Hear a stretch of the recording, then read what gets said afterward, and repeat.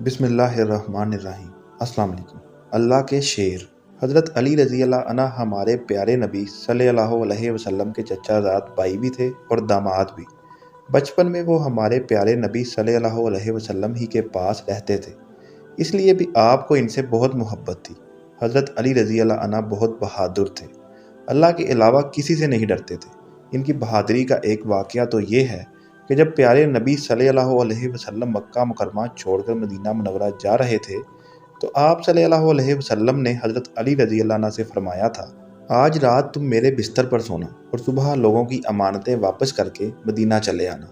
हज़रत अली रज़ी अल्लाह अन्हु को मालूम था कि आज रात बहुत से काफिर मिलकर रसूल अल्लाह सल्लल्लाहु अलैहि वसल्लम को सोते में कत्ल करना चाहते हैं, मगर आप रज़ी अल्लाह अन्हु डरे नहीं, बेखौफ होकर आप सल्लल्लाहु अलैहि वसल्लम के बिस्तर पर सो गए।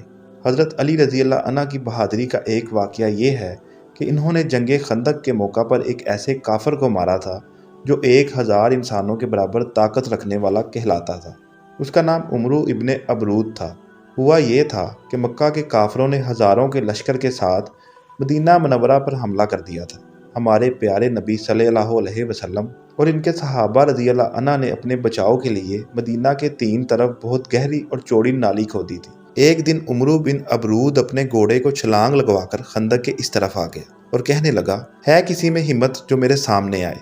हज़रत अली रज़ी अल्लाह अन्हु ने रसूल अल्लाह सल्लल्लाहु अलैहि वसल्लम से इससे मुकाबले की इजाज़त मांगी। आप सल्लल्लाहु अलैहि वसल्लम ने फरमाया, अली जानते हो ये उमरू बिन अबरूद है। हज़रत अली रज़ी अल्लाह अन्हु ने कहा, जी हाँ जानता हूँ। फिर आगे बढ़े और तलवार के एक ही वार से इसका खात्मा कर दिया।